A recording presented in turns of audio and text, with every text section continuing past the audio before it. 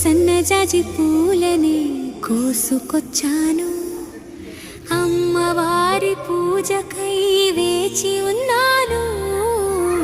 సన్నజాజి పూలని కోసుకొచ్చాను, అమ్మవారి పూజకై వేచి ఉన్నాను.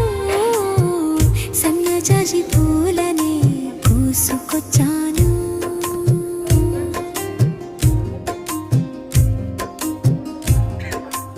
ఎర్ర ఎర్రని గులాబీలు ఏరి తెచ్చాను, పచ్చ పచ్చని చేమంతులు పట్టుకొచ్చాను.